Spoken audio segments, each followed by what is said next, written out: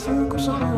台 GR-K03在整体的造型上是非常的方正的，有棱有角的设计。但是你看到它第一眼，你并不会感觉它整体呈现出来的感觉特别像那种硬派越野的，很有力量感、很硬汉的这种风格，反而给我的感觉它很有游戏感，也挺有数码感的，就很有点潮流玩具的感觉。奇瑞把它叫做潮和电动 SUV， 我觉得跟它整体的外观感觉还挺符合的，就是年轻人的大玩具。除了它外观长得非常像玩具之外，我觉得它整个颜色版本的名字设置的也非常的有趣，像我们这台叫不焦虑啊，还有火很蓝、真烦银啊，我觉得把这种当下非常流行的梗跟车的颜色的名字融合起来了，用这种方式来传达当下年轻人的心路历程，还是挺好玩的。它的 logo 设计的也非常的妙，是 iCar03的 I 字，然后特别像我们小时候玩的那个七巧板拼起来的，而且你仔细数一下，它真的是7块，就非常的妙。还有呢，就是我觉得这台车真的是把它的 logo 发挥的淋漓尽致了。除了它的车标之外，你看它的车灯的形状，包括尾灯，还有小书包上的 logo 都是这个，都是等比例放大的，然后整体的感觉就非常的统一。说到它这个小书包，我觉得设计还挺人性化的。首先就是你开合的方式非常的简单，按这个按键直接就打开了，然后里面呢还有一个小网兜，它防止你打开的时候里面一些小东西掉出来。但你别放太沉的东西啊，因为限重10千克。那还有呢，就是它的尾门，它是一个电吸门，然后考虑到可能会有一些越野的需求嘛，然后比较脏一些，这种电吸门就不至于弄自己深处。但是它这个地台确实是有点高了，基本上我觉得都快要到我大腿根了，这个位置其实搬起重物还是有点费劲的。再一个就是它整体为了美观和防滑层吧，我觉得这块就后面杠它留的还是比较的宽的，然后所以其实你感觉你离后备箱的这个距离还是有点远的，整体的空间还是比较的规整的，旁边有这种小的格，底下是一些随车工具，没有再拓展出来一些储物空间，但是后排是可以进行放倒的，放倒之后呢，几乎能形成纯平，这样去拓展它的储物能力也够用。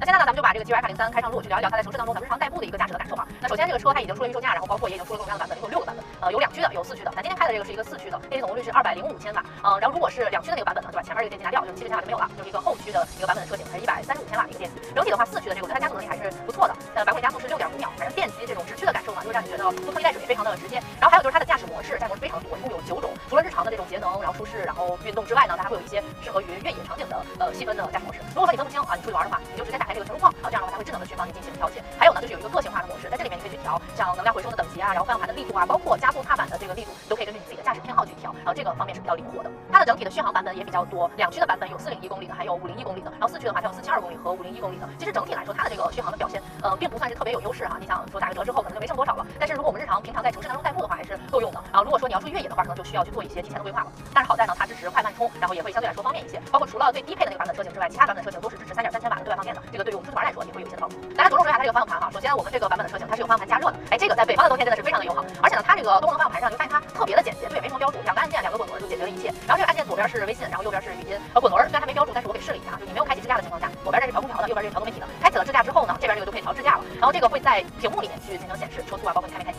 然后还有车距的话是在提摇里面去显示的。我觉得这个反正是要去适应一下、学习一下的。那关于它支架的这些功能呢，我觉得也是咱们日常使用频率会比较高的一些比较常见的功能，像 ACC 啊，然后车道保持啊，然后什么的，我觉得这些还是对我们日常来说能够缓解一些驾驶疲劳，提高一些驾驶便利性的。那底盘方面呢，它用了一个前麦弗逊后多连杆的组合，整体的调教风格我觉得是偏向舒适的，然后对于路面上的一些沟坎的过滤处理都还不错啊，没有让车里面会感到很多的不适感。然后同时我觉得它整个底盘还是比较有厚重感的，就不是那种特别单薄的感觉啊，所以也会让你心里比较踏实，整体上能做到一个舒适性和支撑性的平衡。那今天除了城市的一个试驾之外呢，我们还进到这个越野场地里面去进行一些科目的体验，就这些科目设置的还是比较极限的啊，就能够考验这车辆的能力。它有驼峰路啊、交叉轴啊、室女路段呀，然后掉头路段，然后包括还有台阶路等等等等吧。然后整个的话呢，首先说一下它的参数吧，它的接近角是26度，离心角是29度，然后涉水深度最高能达到600毫米，然后整个的车的通过能力是不错的。你在过这种驼峰路的时候，如果接近角力角不够的话，它其实很容易蹭到的。然后包括它也有 IWD 智能4驱系统，所以会在一些需要的路况去进行轮胎有序的分配，然后这样的话能让你更好的通过。然后还有就是电车它的地头爆发也确实是够用，然后冲波呀什么的也都是够的。整体我觉得它表现还是非常 OK 的，所有的科目都顺利通过了。它呢还有2个我觉得比较实用的功能，今天体验的一个是这个极限掉头，本身这台车它的转弯半径是5.7米，然后用了极限掉头之后，它的转弯半径能够缩小到4.5米，就像那种特别窄的路，尤其是你出去玩的时候，旁边都是